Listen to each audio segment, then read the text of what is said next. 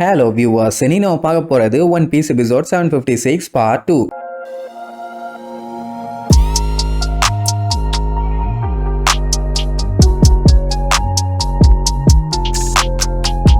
Open பண்ணா போன பாட்டுல சஞ்சய் பிக் பம்மோட கப்பலை எடுத்து சண்டை போடலான்னு முடிவு பண்ணிட்டான். அவங்க அட்டாக் பண்றாங்கன்னு இவங்க வேடிக்கை பார்த்துட்டு இருந்தாங்கன்னா சுடுகாட்டுக்கு தான் போகணும். பேசாம பூஸ்டை யூஸ் பண்ணி போலான்னு பார்த்தா அந்த அளவுக்கு இவங்க கிட்ட கோலா இல்ல. அதனால சஞ்சய் பொலந்து கட்டியலான்னு முடிவே பண்ணிட்டான். சீசர் வந்து அப்ப ஏதாச்சும் ஐடியா இருந்தா உடனே பண்ணுடா விளக்கன்னு உன்னை வச்சுதான்டா பிளான் பண்ணியிருக்கேன் என் மாப்புன்னு சொல்லிட்டு ஃபர்ஸ்ட் ப்ரூக் அட்டாக் பண்ண சொல்லி அனுப்புவான். அவனு என்ன பண்ணுவானுங்க, ஏகப்பட்ட பீரங்கி குண்டை வச்சு கண்டமே நீங்க சொல்லுவானுங்க. சொல்ல போனா அதெல்லாம் பெரிய பெரிய குண்டுங்க. அந்த குண்டுல 2 குண்டு நம்ம கப்பல்ல வந்து விழுந்தா போதும் சல்லியா நொறுங்கிரும். சோ ஃபர்ஸ்ட் ப்ரூக் ஒரு ஜம்ப போட்டு அந்த பீரங்கி குண்டு எல்லாத்தையுமே ஃப்ரீஸ் பண்ணிடுவான். அது என்ன அவன் வந்த வேகத்துல ஸ்டாப் ஆகி அப்படியே கீழே விழும். அடுத்து சாப்பர் அவன் ரம்பிள் பாலை சாப்பிட்டு பெரிய சைஸுக்கு மாறி டீசரை நல்லா நெட்டு மாதிரி இழுத்து புடிச்சுக்கிட்டு மேல இருந்து விழுந்துகிட்டு இருக்க அந்த பீரங்கி குண்டு எல்லாத்தையுமே கேட்ச் பண்ணுவான். அவன் செம்ம கட்டுப்பாயி கத்துவான். பின்னே அவன் பாடியை கேரி பேக் மாதிரி யூஸ் பண்ண அவனுக்கு கடுப்பாகுமா இல்லையா? சாப்பர் ஒரு விஷயத்தை தெளிவா சொல்லிடுவான். நாங்க என்ன பண்ணாலும் அதை பார்த்தும் பார்க்காத மாதிரி மூடிக்கிட்டு இரு, ஏன்னா அப்பதான் உன்னைய காப்பாற்ற முடியுமா. அதுக்கப்புறம் சீசரோட வச்சு அந்த பீரங்கி குண்டு எல்லாத்தையுமே மொத்தமா உருட்டி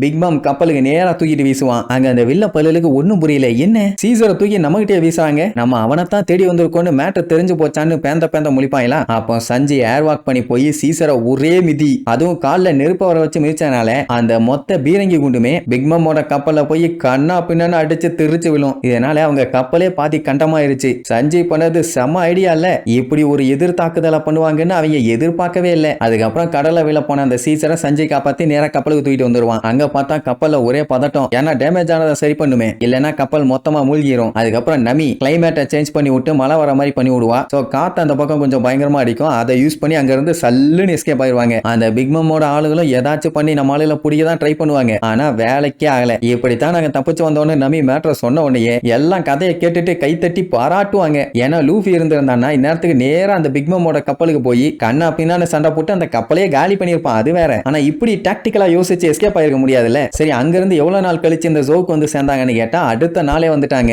ஏன்னா அந்த டைமுங்கும் போது ஜோ பக்கத்துல தான் இருந்திருக்கு. அப்படின்னா இவங்க 10 நாளைக்கு முன்னாடியே இங்க வந்துட்டாங்க. இப்ப நம்ம ரோபினுக்கு என்ன டவுட்னா, இந்த மாதிரி ஜோவோட சென்டர் சிட்டில ஏகப்பட்ட கொடூரமான நகைக்கீரல்கள், அதுவும் பெரிய பெரிய சைஸ்ல, அதுக்கப்புறம் பில்டிங்ஸ் எல்லாம் கண்டமாயி போயிருக்குதே, அந்த சம்பவம் நீங்க இருக்கும்போது தான் நடந்துச்சான்னு கேட்டா ஆமாம்பாங்க. ஏன்னா இதெல்லாம் நடந்து 10 நாள் தான் ஆச்சாமா. 1 இல்ல 2 இல்ல, ஏகப்பட்ட கண்ட்ரிஸ் அழிஞ்சு போயிருக்கு. கரெக்டா அந்த டைம் தான் நம்ம நமி சஞ்சய் எல்லாருமே அங்க வந்திருக்காங்க. இதெல்லாம் ஒரு மிராக்கிளான விஷயம். அவங்க மட்டும் வரலனா என்ன ஆயிருக்குன்னு சொல்ல முடியாதுங்கிற மாதிரி வாண்டா சொல்லுவா. அன்னைக்கு நடந்த அந்த கலவரத்தப்போ அந்த முக்கமோ டுக்கெட்டம்ல ஏகப்பட்ட பேர் காப்பாத்துறதுக்கு ஆள் இல்லாம கொல்லப்பட்டாங்க. இத சொல்லும் போதே வாண்டா அழ ஆரம்பிச்சிருவா. பிராங்கிக்கு அவளோட ஃபீலிங்ஸ் புரியுது. ஏன்னா அந்த சம்பவம் நடந்து 4 வருஷம் 5 வருஷம்லாம் ஆகல, இப்பதான் 10 நாளைக்கு முன்னாடி நடந்திருக்கு. சோ அப்படிங்கும் போது உங்களுக்கு சொல்ல கஷ்டமா தான் இருக்கும். அப்படி இருந்தா வேண்டாம்பா, இல்ல நான் சொல்றேன், நீங்க இதை தெரிஞ்சுக்க உங்களுக்கு முழு ரைட்ஸ் இருக்குதும்பா. சரின்ட்டு சொல்ல வரும்போது திடீர்னு ஒருத்தன் வந்து பயங்கரமா மூச்சு வாங்குவான். அட என்னடா சொல்லி தொலை மூதேவின்னு கேட்டா டுக்கே எந்திரிச்சிட்டாருமா. உடனே அத்தனை பேத்துக்கும் செம ஹாப்பி. உடனே சாப்பரு அங்க இருக்க டாக்டர்ஸ் எல்லாம் அவர் எப்படி இருக்காருன்னு அவர் ஹெல்த்தை செக் பண்ண கிளம்பிடுவாங்க. அட அந்த டுக்கேங்கிறது வேற யாரும் இல்ல, இந்த மொக்கமோ டுக்கேடமா அவர் தான் ரூல் பண்ணிட்டு இருக்காரு. சொல்ல போனா இந்த நாட்டோட கிங்கு. அண்ட் அந்த டுக்கே வந்து இவங்களை காப்பாத்தினவங்கள பார்க்கணும்னு சொன்னாராமா. லூஃபி அது யாரு என்னன்னு கேட்பான். அவர் தான் இந்த கண்ட்ரியோட ரூலரு.